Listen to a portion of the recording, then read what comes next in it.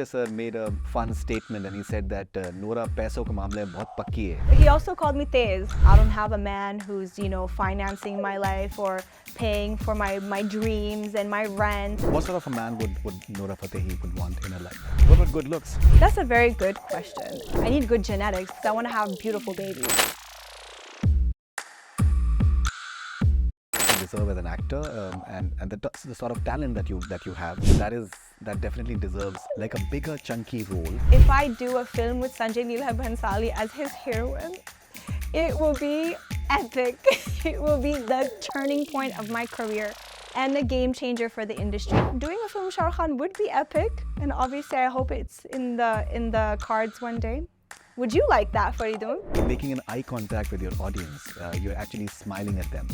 You're actually connecting with them, like maybe on a one-to-one basis. We have only very few performers who are true performers on stage. A lot of them are just asked to come on stage, do their 1 entry, 2 entry, 6-minute performance, whatever they memorized in their dance rehearsals, and they come and do it and they leave.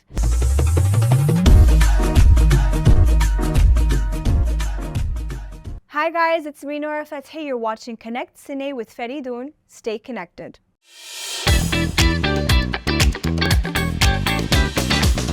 It's wonderful to have Nora Fatehi with us here on Connect Cine. Nora, pleasure having you with me on Connect Cine. How are you? Thank you. I'm good. How are you? Excellent. All right, so I've been watching quite a few of your interviews. You've been talking about your life in Toronto, the cosmopolitan Toronto. Yes. So we are here in Surrey near Vancouver. So how do you remember your stint in Toronto and Canada in general? You mean my life? Because Yeah. I was born and raised there, and I went to school there, and I lived, from the minute I was born until until I came to India, pretty much. Canada was my life. Toronto was my life, and you don't realize at the time, but when you get older, and especially when you're in my shoes, you come to a realization that life in Toronto actually helped me build my personality. It helped me navigate through the world. It actually helped me even moving to India and assimilating in the society and also hustling in the industry somewhat. A lot of things have happened in the last, I'd say, 10 years of my career where I look back and I'm like, oh, that's interesting. My life in Toronto or high school days or the life I was living in the area where I'm from, Jane and Finch, really helped me figure out stuff in the last 10 years. Right, and it is so fascinating to see your journey. And I personally feel that the level of hard work that you have put in is something that is really bearing the fruits for you. How important has been this complete focused approach that you've had, instead of worrying about the frills that many people associate with the struggle for stardom? How has that really helped you in coming so far? Of course, being focused is the only reason why I've managed to be successful in everything that I attempt to do. In all the lanes that I'm in right now, be it acting or singing, producing, performing on stage, and just kind of trying to make a name for myself and stand out. Okay. So for that, I'd give being focused all the credit, because had I not been focused, had I not been worried about things like, oh, I gotta live my life. I have to, go out and party and, I understand those things are very important to live your life, but for me, I did not have a choice to do that. It was either I was going to fully focus and surrender to the goal and surrender to my dream and improve myself and spend the time learning and catching up. Because I say this all the time, that when I came to India and when I started pursuing my dream in the industry, people had already started pursuing their dreams a decade before me, 10 years before me, Right. Some of them, when they were just born, already they're being, planned and prepped to become a star in the industry, right? So they had a jump start ahead of me. So for me, when I came here, I'm like, wow, okay, I need to catch up. There's so many things I'm missing. I don't know the language. I don't know the ins and outs of the industry. I don't know a lot of things, and I have to quickly learn. So being focused helped me figure that out as quick as I could, just to catch up and start, competing with everybody and grabbing the opportunities. No, no, absolutely. I think that it's wonderful. So I was watching one of your interviews, and you had your share of tears. You had your share of rejections. You had your share of I think moments that can literally kill anyone's confidence whatsoever. And over a period of time, Oh yeah, for sure. Of you've course. developed a thick skin. So tell us this journey through rejections and tears. See, it's so interesting because a lot of people might think that I developed thick skin after, these struggles and tears and rejection and whatnot. But I've always had thick skin. I mean, if you know anything about the area where I lived in Toronto, in Jane and Finch, we all have thick skin. It's a very rough area. We go through a lot there.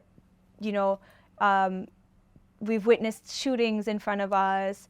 It's a rough life. So we have thick skin from an early age. But those tears and I'd say breakdowns that I would have had was actually from frustration. It wasn't because I wasn't thick-skinned. It would have been because I went through so much and had so much built in, and then I reached my threshold. But I've always had thick skin, and I think if I didn't have thick skin, I would have not been able to make it through this last 9-10 years in India or even in the industry. So a lot of it has to do with my thick skin, but also a lot of it has to do with the fact that I'm completely focused. I have my eyes on the prize, and I know what I want. I know where I'm going, and my vision is so clear. What has been the importance of backing yourself up in terms of just as you mentioned that you know what you want, because I think many a times people have these notions that in terms of especially people who are not from the industry, they're clueless as to how to market themselves at times, because when it comes to many of the industry kids, not all of them, but they have the paraphernalia that just pushes them their journey and their story forward. But for people who are not from the industry, they have a different story altogether. So that element of marketing yourself well, how has that been very, very important for you? I think it played a huge important role in solidifying my presence in the industry and actually solidifying my brand as Nora Fatehi. What really helped me was to look around me, what resources I have, and to use it to the best of its ability. For example, I use social media so much to create my brand and to become a household name and to become relatable, and so that people understand what I stand for as an artist. Social media helped me a lot, and persistence. I think without persistence, it's really hard to market yourself, because not everything that you do will hit. Not everything you do will land. Not every interview you do will be viral. And that goes the same for the work that we put out for the audience. Not everything we do the audience is going to like, but you have to first understand your personality and who you are, what your traits are, and then you have to build yourself as an aspirational person, because people want to look up to someone. They want a role model. They want to, especially if you're a future star, or you are a star, people, when they look at you, they need to see something about you that they want to emulate, that they want to learn or be like. And in the beginning years of my career, I always looked at my dance ability as being something that people would want to copy, people would want to learn, people will want to teach others.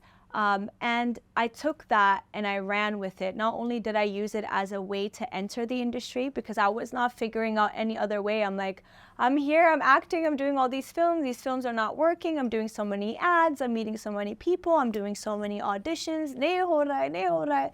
But then I'm like, okay, wait, let's use other things, my dance ability, let's do dance numbers. Even though I was advised against them early on in my career, I think me and you had discussed this during when you interviewed me for Saki and Dilbar. Many people were like, that's just not the way to go in the industry. It's not going to open any doors for you, and you might have to end up packing your bags and going back home. But I went against that, and I used my dance ability to open doors for me, to create my brand, to have people, start liking me and admiring me. Because, it's one thing to become a star or a star kid or to have projects and directors after you, but even if you have directors after you and projects and you're releasing films, if the audience doesn't like you, it's really like, it's no use. It's just really wasting your time.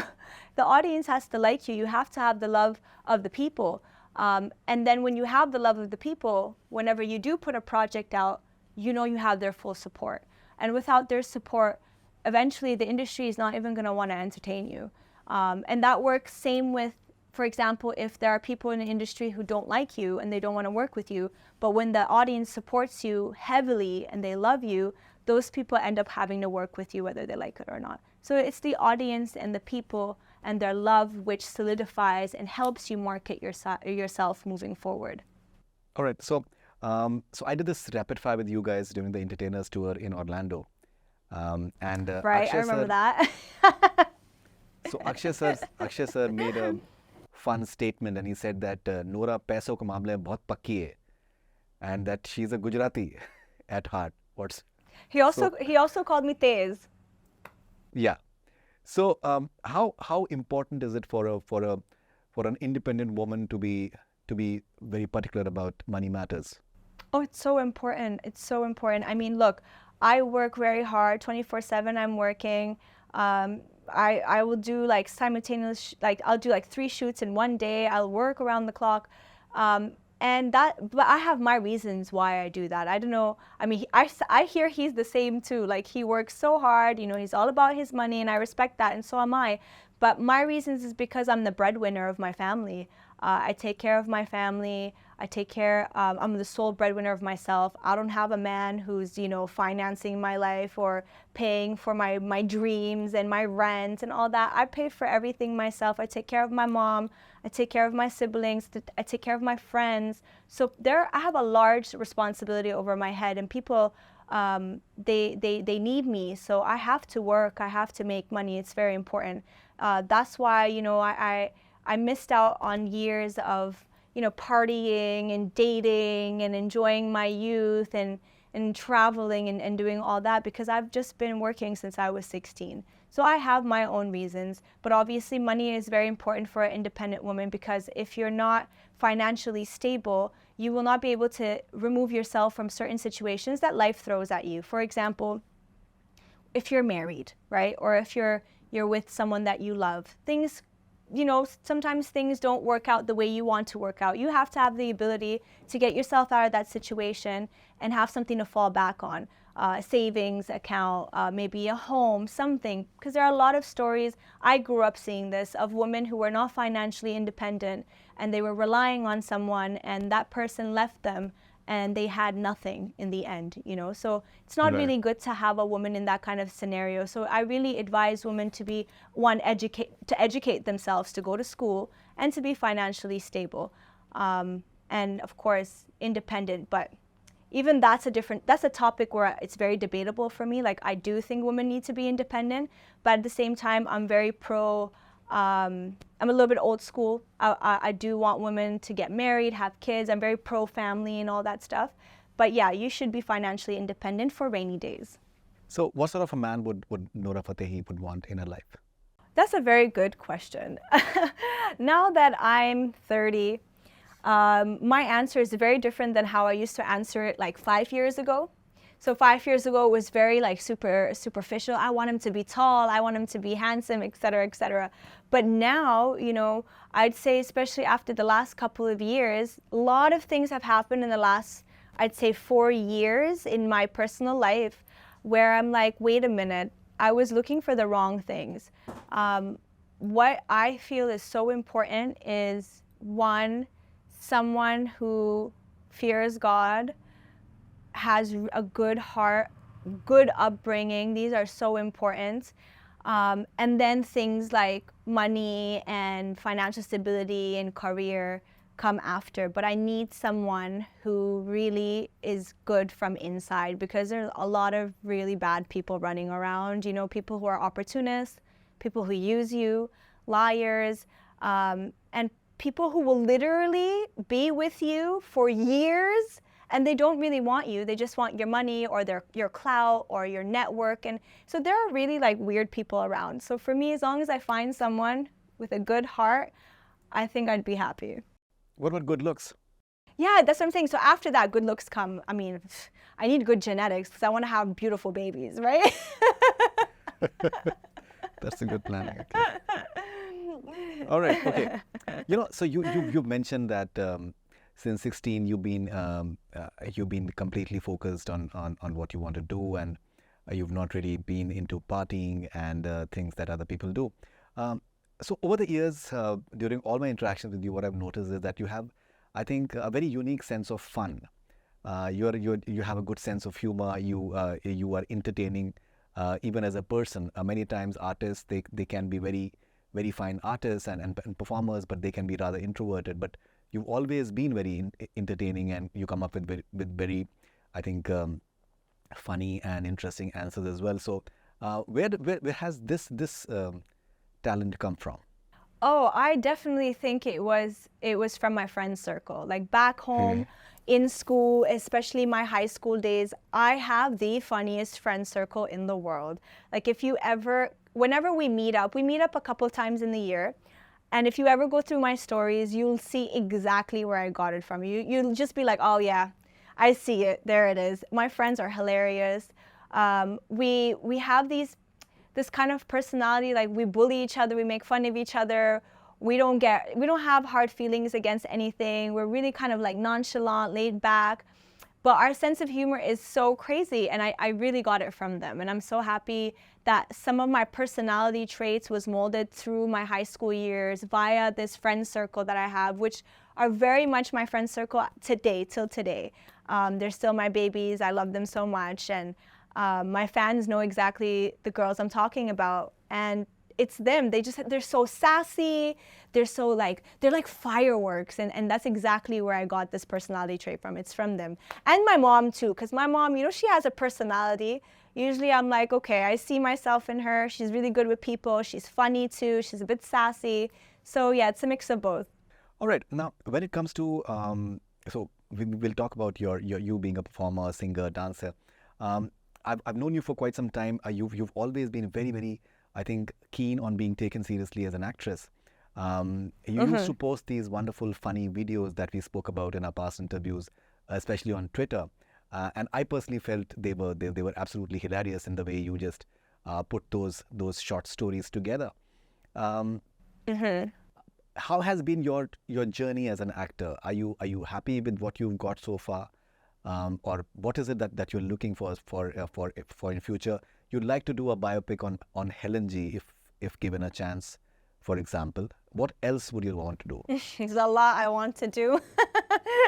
There's so much, Faridoon. I mean, look, this conversation I had recently in another interview, and I realized so many things. So in the beginning, I would say that, you know, I was so frustrated and impatient, and I'm like, oh, I just need to act. I just need to do roles. I just want to do main lead. I just want to do this.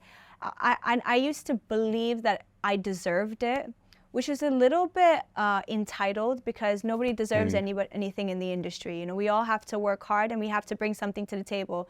But in my head, I'm like, well, I bring it all. I have it all. But really, in hindsight, actually, I didn't. There was so much I needed to work on. I needed to work on my language.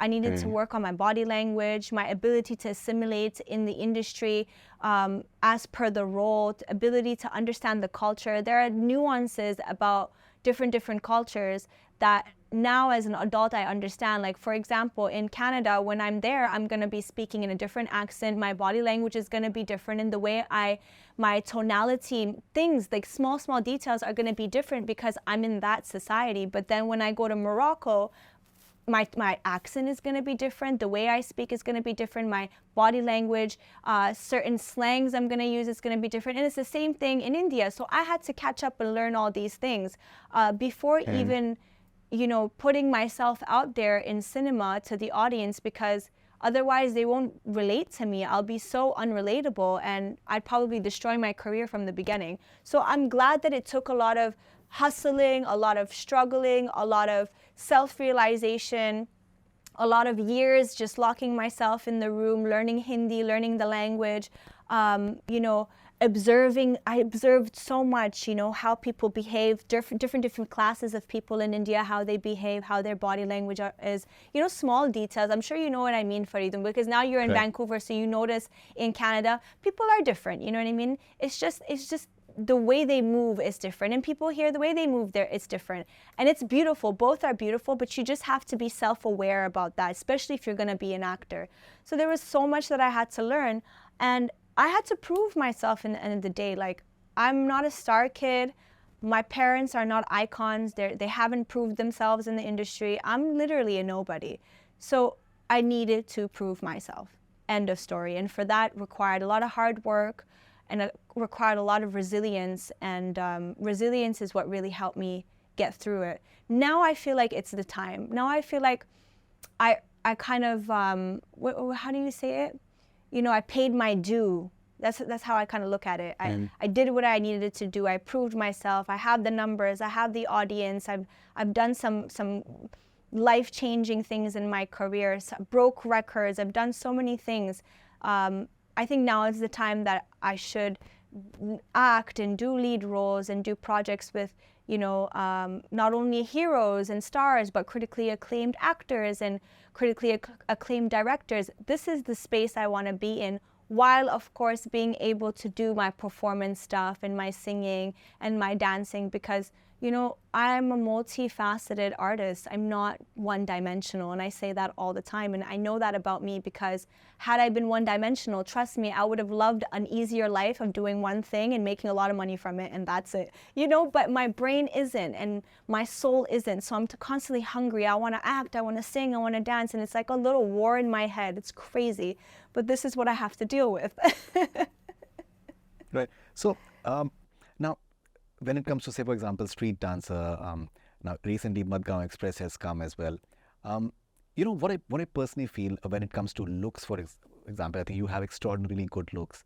And Thank the you. entire aura of what a star should be, that is there. But maybe what I feel is that the sort of roles that you are hungry for, and you think that you deserve, and your fans think that you deserve, maybe they still haven't come in so far. Considering that you are in a position right now, would you want to produce a film for yourself and do the role that you want to do and showcase to the world? I think one day that might lead to me becoming a producer, because I anyways produce my own music videos. So it's so funny you say that.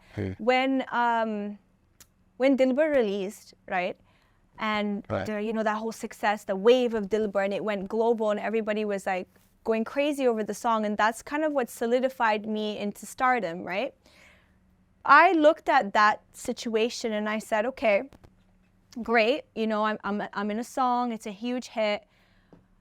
I'm the face of the song, but like, I'm not singing it. It's someone else, and I'm just the face of it, and it's in someone else's movie. And for me, I was never satisfied. I was happy and grateful, but I wasn't satisfied. I wanted more. I wanted a little bit more respect. So I decided to use my money and produce music videos of my own where I'm singing, and put them on my YouTube channel. So I did that with Arabic Dilbar. After that, I followed it up with Pipita, and then I did Dirty Little Secret.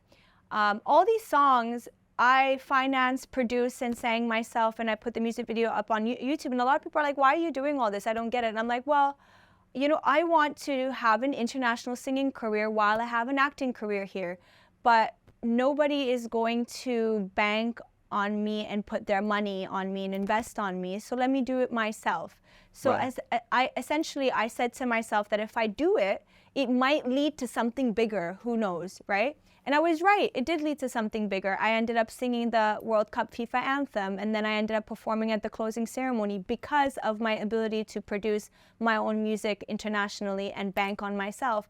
And after that, it led to, you know, a massive global record deal with Warner America, Warner Global, which I just signed recently. So now, I mean, it would have never happened had I not produced myself. So you never know, maybe if I produce my own film, it might just be a game changer. I'm open to it. Yeah, I personally feel that the sort of I think stardom that you deserve as an actor, and the sort of talent that you have, that definitely deserves like a bigger chunky role than like a good. Definitely, I know what you mean. I know what you mean, but here's the thing. I think it's coming. But it's like slow. It's like that slow choo-choo train. But it's gonna happen. I feel it because, look, just 6 months ago, manifestation. Just 6 months ago, people weren't sure about if I can even, perfect my Hindi dialogue delivery. People were not even sure about it. Today, after Madgaon Express, I have so many people who are like, oh my God, your language, your performance, your presence on screen, and how you held yourself with other great actors like Divindu and Pratik and Avinash is very commendable. So there has been a shift suddenly after just one project like Madgaon Express. Even though before that I'd done Street Dancer, Batla House, Bhuj. There were a lot of things that it wasn't working out. Even in Bhuj, there were so many people who commended me for the action sequences I had and the seriousness of my role, but it just didn't click. With Madgaon Express, thankfully, it's doing decent numbers and it's critically acclaimed. People are loving it. I'm getting people appreciating me, which I would have never gotten in the past. So I feel like it's a step up and we're slowly going up the stairs. It's definitely not an elevator, but it's a staircase for sure. And I feel, you want to know my opinion about this? Between me and you, even though the whole world's going to see this interview, I think if I do a film with Sanjay Leela Bhansali as his heroine, it will be epic. It will be the turning point of my career and a game changer for the industry. I just feel it because Faridoon, I came to India because of him. I came because of Devdas, and then whenever I see his films, I'm like, I just fit. I just know. I just need him to believe in me. I just need that opportunity. And it just takes one person to believe in you, and it's going to happen. But in my case, and I don't know, you can tell me if I'm wrong, I feel like my journey, unlike others' journey, is literally this. One role after another until that big one comes. And I think that's just the way it's going to be, and I'm okay with that. I genuinely feel that anyone who's willing to put in a lot of hard work and willing to sweat it out, I think they definitely achieve what they really want to achieve. And that is something that you've always been very, very particular about when it comes to the hard work part of it. Okay, so Sanjay Leela Bhansali, so you want to be draped in those I think colorful Indian saris, and you want to do the Indian like that dancing as well? Of course. What do you think, Faridoon? Do you think it would be a nice idea if it happened? Do you see it? Is it there? Can you see it? No. See, I think you look amazing as far as the traditional clothes are concerned. But and in terms of dancing is something that mostly people have seen you in terms of Western dancing. So I think that will be something new and to look forward to. Exactly. And I think purposely it's happened like that I didn't touch the classical, more traditional dance forms because I want it to be done in the best way possible and presented in the highest form possible. And I feel like Sanjay Leela Bhansali sir knows that game perfectly. Nobody does it like him in terms of presentation. And I don't know if it'll ever happen, but it is something that I wish for. That amongst so many other things. Faridoon, honestly, I don't think my presence in this industry will go down as that heroine who was, always next to a hero and holding on to him for the box office. And that's never going to be me. I know that my presence in this industry is going to go down for many years to come. I'm not going anywhere.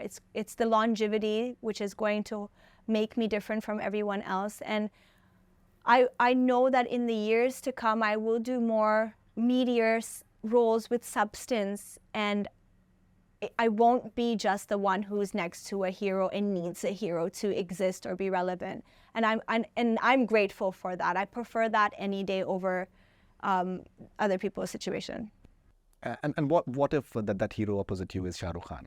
But that's the thing. If it's Shah Rukh Khan, I've already made my name. I'm already relevant, right? So box office is not going to break me. For example, do you know what I'm trying to say? A lot of girls or heroes, they're only as famous or relevant as their Friday box office. The minute a Friday box office is down or doesn't go the way they wanted, their stardom does go down. Their relevancy does go down. So the project will always be bigger than their stardom. I never wanted that. I always wanted in the beginning, when I started building my brand as Nora Fatehi and becoming relevant and popular, I always wanted that me as a personality, as a name, to be more famous than any of the projects that I'm doing. So tomorrow if a song flops or if a movie flops, it's okay, because my stardom is that strong that I don't need these projects to stay relevant. That's also another reason why I don't have all my eggs in one basket, and that's why I do many, many things. But tomorrow if I do a film with Shah Rukh Khan, I would want to come, I want to bring something to the table. I don't want to just be there. You know, it's not fulfilling. It's also like I will let down a lot of people. I'll definitely let down Morocco and my fans because they're obsessed with Shah Rukh Khan, and their dream is to see me and Shah Rukh Khan in a film together because, you know, Shah Rukh Khan is an icon in Morocco and they love him and respect him. And then I've become this icon myself in Morocco as being the first Moroccan woman, North African woman to ever be in Bollywood. You guys have never had an Arab North African woman in Bollywood ever. I'm the first one. So I'm here with a lot of responsibility, you know, especially in an industry like Bollywood, which is the most popular industry in Morocco, in North Africa. So for them to see Nora and Shah Rukh Khan together, I would have to bring something to the table to make them proud. I don't want to just stand there and just be eye candy. And anyways, I mean, a lot of the girls in Shah Rukh Khan's films actually have substance, which is great, and I love that. Be it Priyanka and Dawn or, you know, all the other girls who played their roles in their films. So doing a film with Shah Rukh Khan would be epic, and obviously I hope it's in the cards one day. Would you like that, Faridoon? No, definitely, because I think one of the reasons why you came to Bollywood was your fascination with Shah Rukh Khan. That's why I asked you that. I love him. He's amazing. Right. So now, you know, when it comes to your dancing, I've seen you perform on stage. Apart from of course the music videos, one thing that is very noticeable is that you really enjoy it. You're very happy when you're performing. At the same time, there is absolutely no boundaries for you. What's the importance of being inhibitionless when it comes to performing? Oh, you have to surrender. You have to surrender to the stage, you have to surrender to the music, and you have to surrender to the audience. When you have no inhibitions when performing, obviously I have some boundaries, you know what I mean?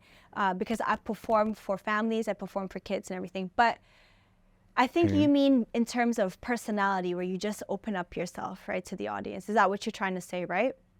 Yeah, I personally feel when it comes to art, for example, I think, you know, it needs to be boundless. It needs to be something which is free flowing, and especially within your character, like especially your energy. Like for example, when I'm on stage,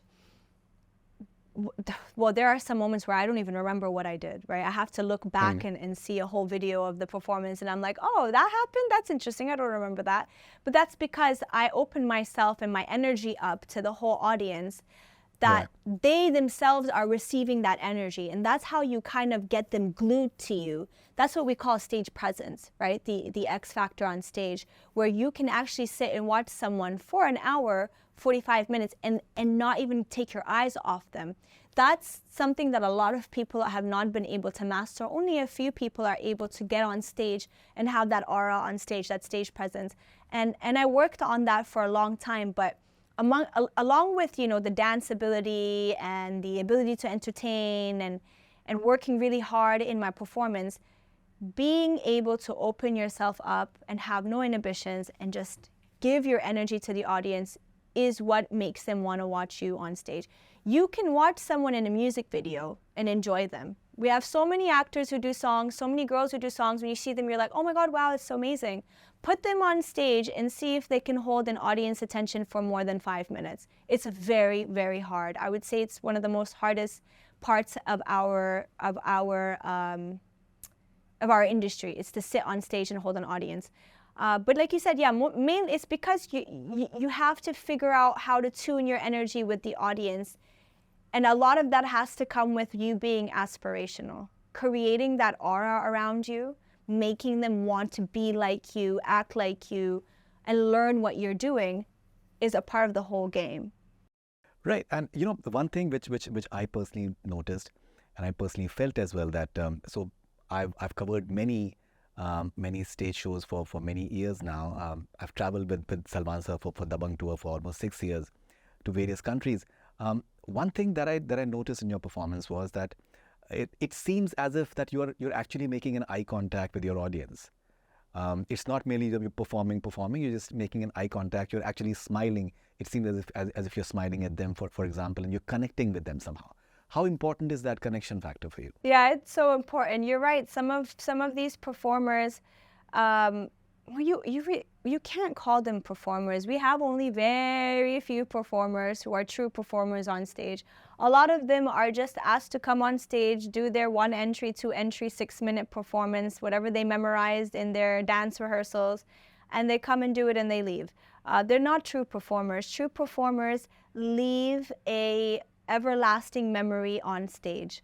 A true performer connects with their audience, like you said. It's so important that eye contact, you have to make them feel that you know that they took the time to come and sit and watch you.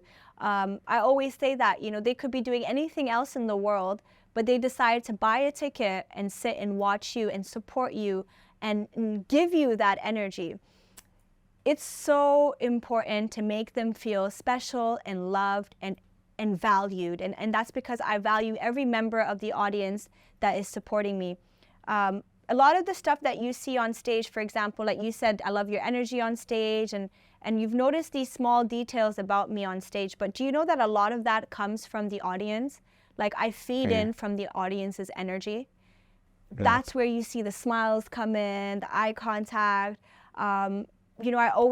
I'm very conscious that in the middle of my performance, I always do audience interaction where I bring them on stage.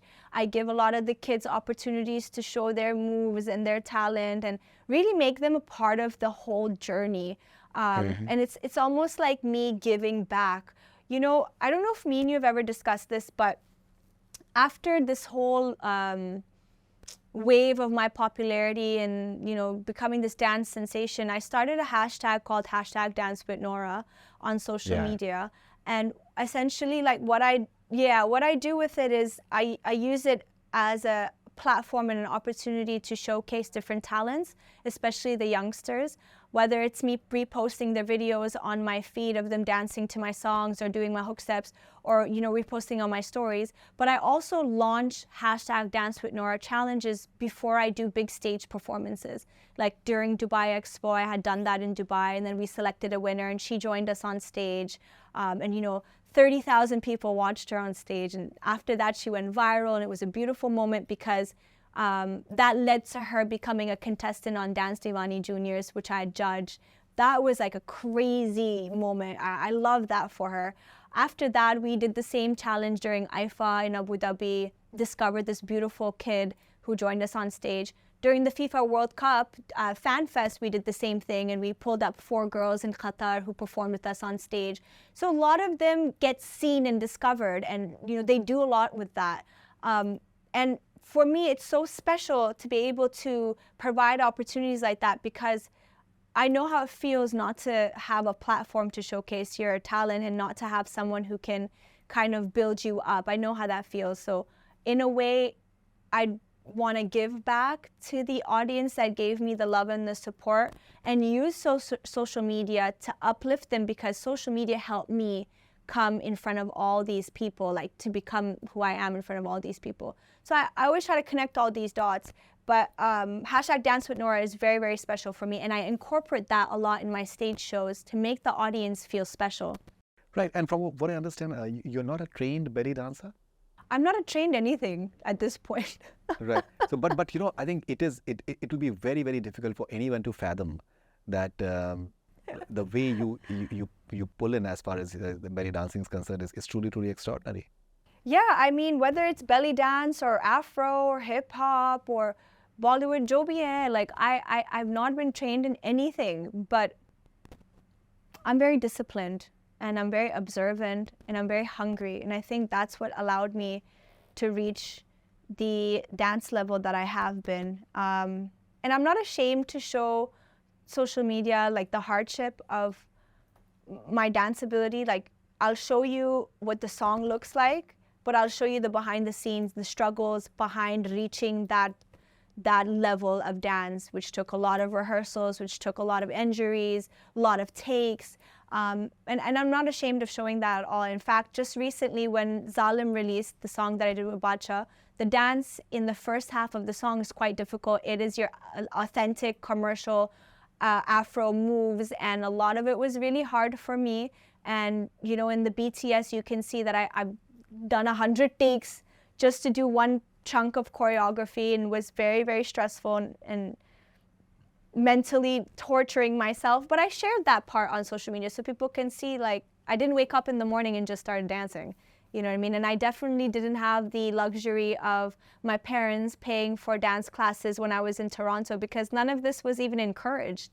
It was almost looked down upon, like, why do you want to dance and go to dance school? You go to school and learn math and study biology and science and stuff. So I could say a lot of this is probably in my blood. Maybe I was born with it, but I do definitely work really hard, for sure. And I think being a Moroccan definitely helps as well. Yeah, that's where I feel like genetically there's something there, you know, for sure. But definitely lots of hard work, discipline.